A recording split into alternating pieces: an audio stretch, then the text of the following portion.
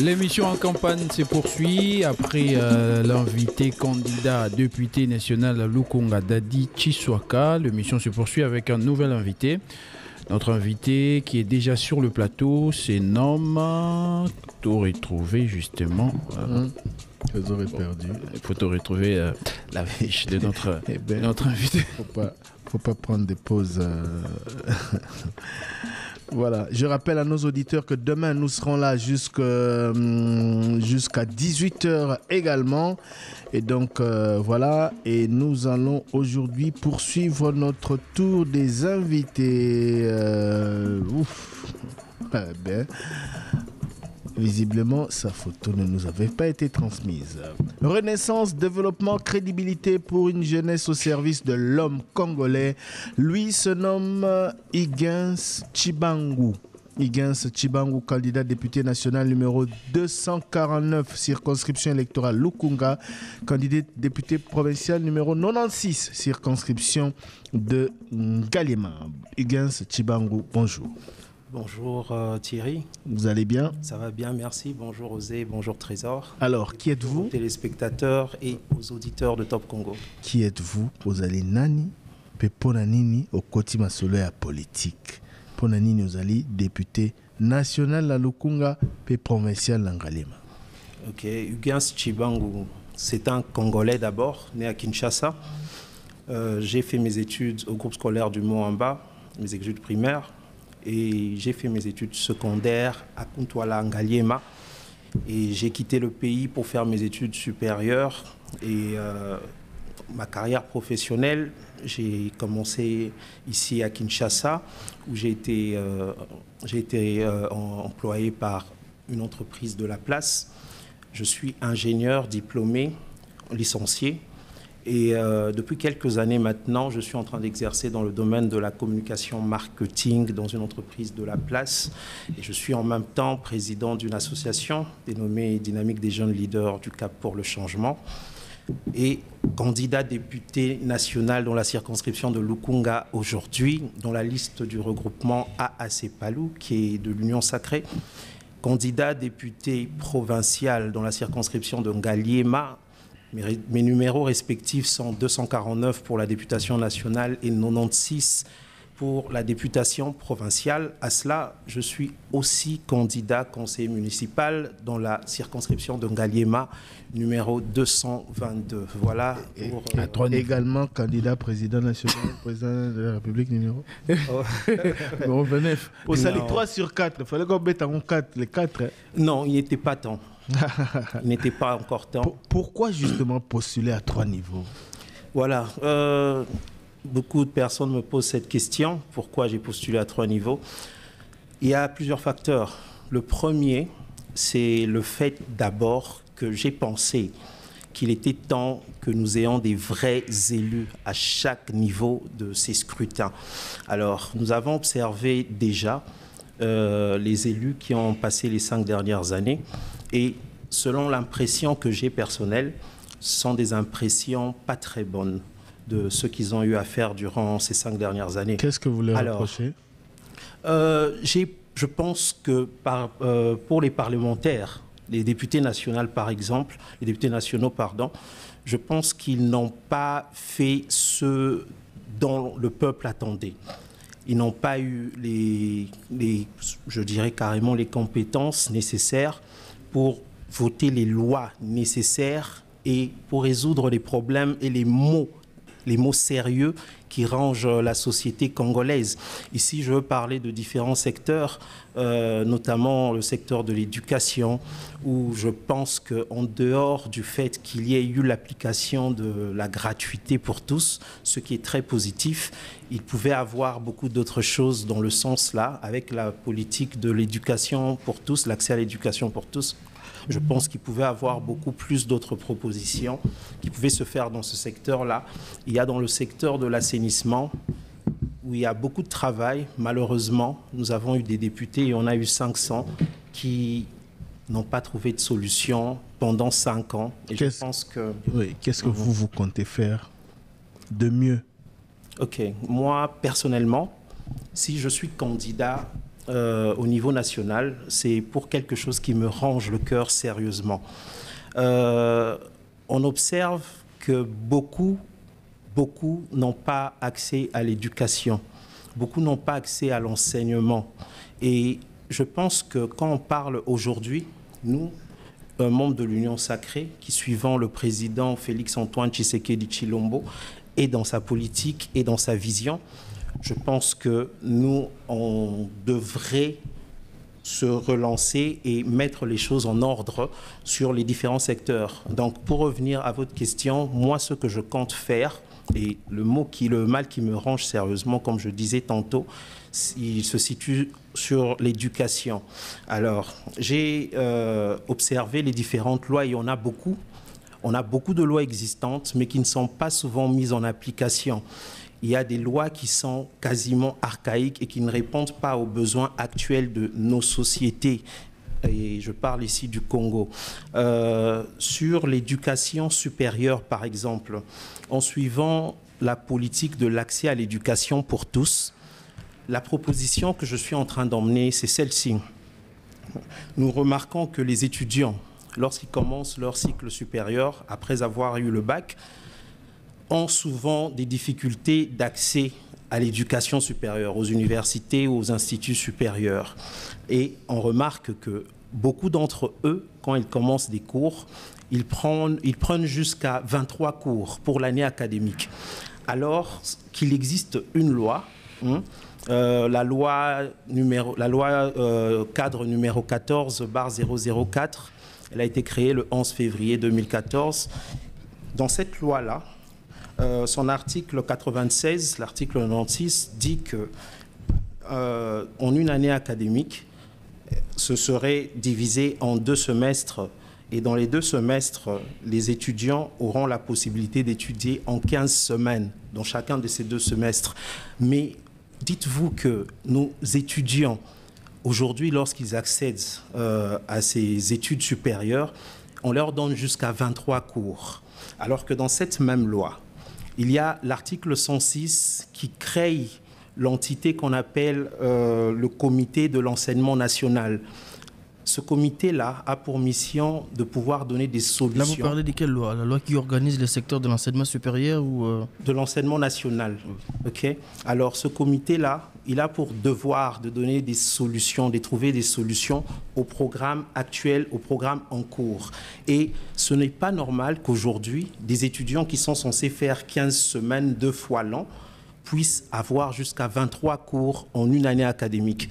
Alors, l'une de mes propositions serait d'abord de réduire le nombre de cours qu'un étudiant devrait avoir en une année académique. Et pour cela, cette loi-là demanderait d'être amendée. Et la deuxième proposition, donc, je proposerais que ce soit un maximum de 14 cours en une année académique. Okay. Et les 14 cours seront pris en 7 cours chacun pour chacun des deux semestres. Et cela devrait être appliqué pour toutes les filières. Okay. Et en second lieu, il y a ces étudiants toujours, malgré les 23 cours, on a un problème avec le programme de ces différentes filières. On verra aujourd'hui des ingénieurs prendre des cours de biologie. Je suis ingénieur de formation et le cours de biologie pour un ingénieur technique n'est pas nécessaire. Le cours de biologie pour un économiste n'est pas nécessaire. Donc il faut des cours adaptés aux filières. Il faudrait des cours spécialement adaptés aux filières. Alors ça nous aidera de ne pas créer des théoriciens, okay, des théoriciens remplis de bagages pour ne rien donner concrètement. Alors ça va aider à créer ces spécialistes-là qui seront juste alignés sur les filières qu'ils vont choisir. Ça veut dire qu'on va revenir encore sur le travail qui est censé faire le comité de l'enseignement national, qui doit revoir, puisqu'il existe et c'est son travail. On a l'impression qu'il est absent et qu'il ne fait rien. Année après année, on continue à voir ces mêmes étudiants aller s'inscrire et avoir autant de cours et des cours qui ne sont pas normalement dirigés dans leur filière. Ça, c'est ma deuxième proposition. La troisième proposition, ce sera la plus intéressante. Je crois que vous allez aimer aussi. Vous savez, ce sont des propositions qui existent dans d'autres cieux. On a beaucoup de députés, de parlementaires qui ont bien entendu, je ne suis pas le seul qui a étudié à l'extérieur. Ça veut dire que beaucoup de ces gens-là savent que ce sont des trucs qui existent et qui pourront être appliqués ici. Malheureusement, rien n'est fait pour que ce soit implémenté. Alors la troisième proposition, elle porte sur, comme je disais au début, la politique du président de l'accès à l'éducation pour tous.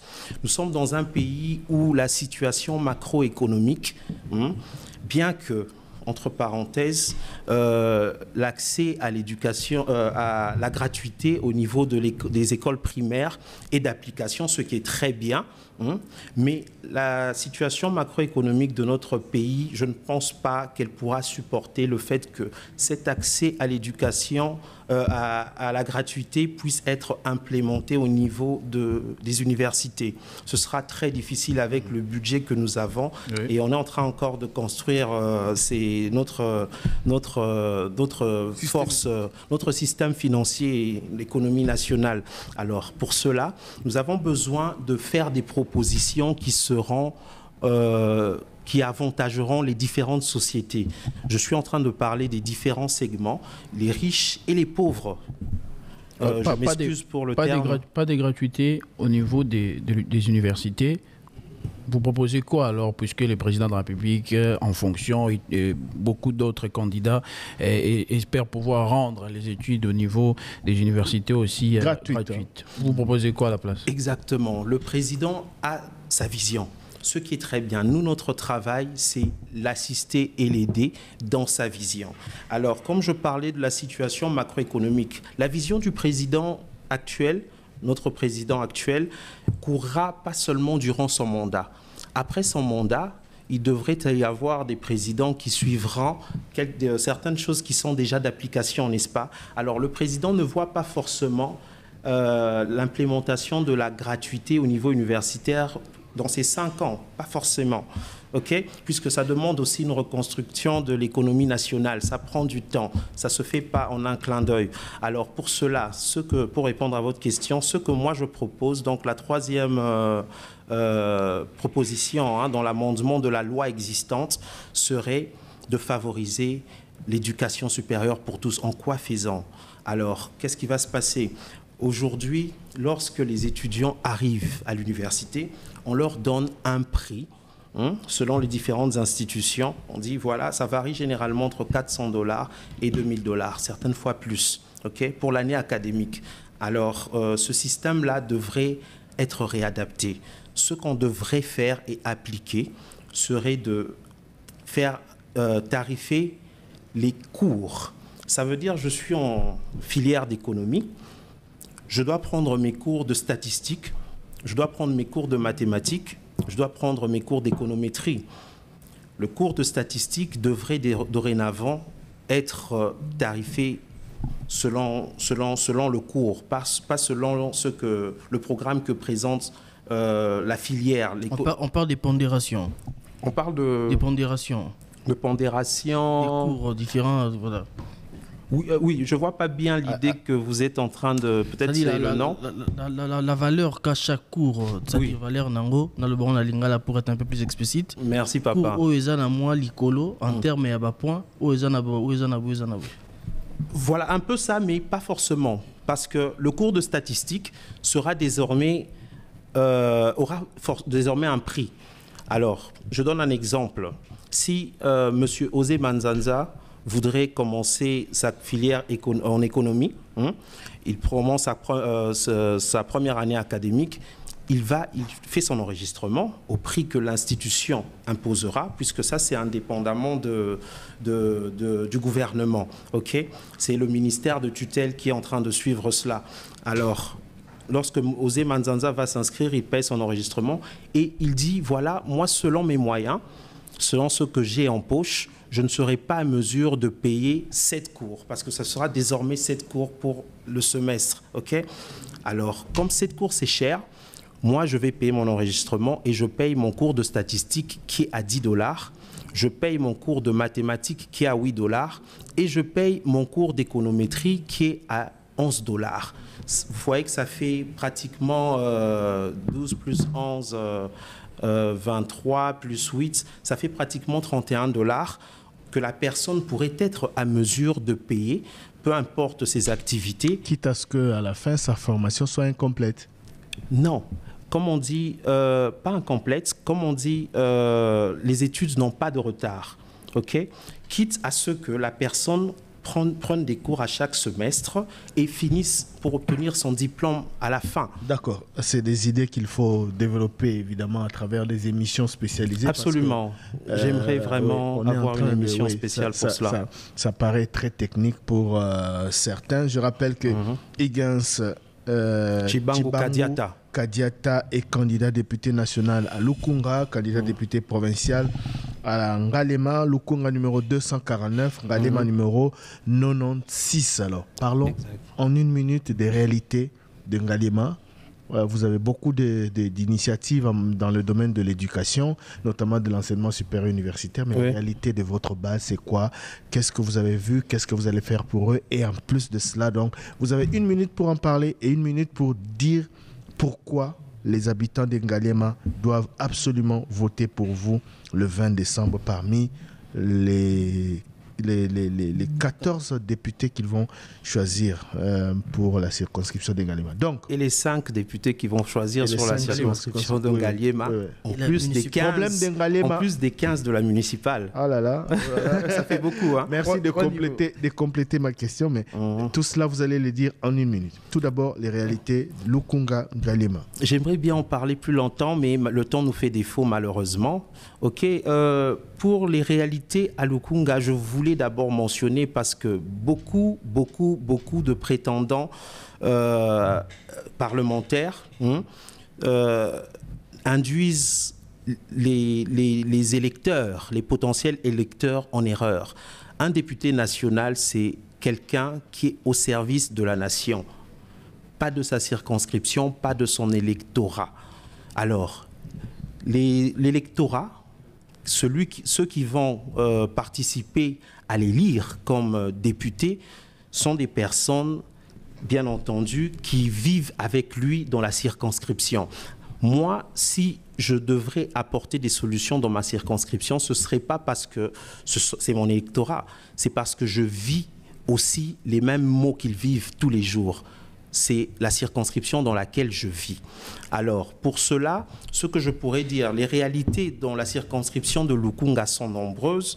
Nous avons beaucoup de soucis, nous avons des problèmes d'érosion, nous avons des problèmes d'électricité dans certains coins, nous avons des problèmes d'eau et nous avons des problèmes de l'accès à la formation.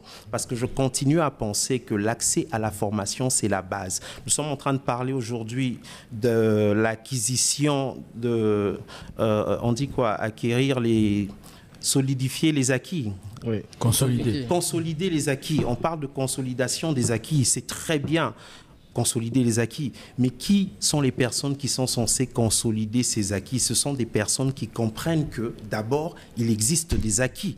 Lorsque vous ne comprenez pas qu'il existe des acquis à consolider, vous n'en ferez rien, vous les détruirez. Vous ne comprendrez pas que construire un nouveau stade, c'est un acquis. Construire des nouveaux établissements, ce sont des acquis. Des nouvelles écoles, ce sont des acquis. Construire des nouvelles routes, ce sont des acquis. Et pour comprendre qu'il faudrait consolider ces acquis, il faudrait que ce soit des personnes instruites, des personnes qui ont accès à cet enseignement dont je parlais au départ.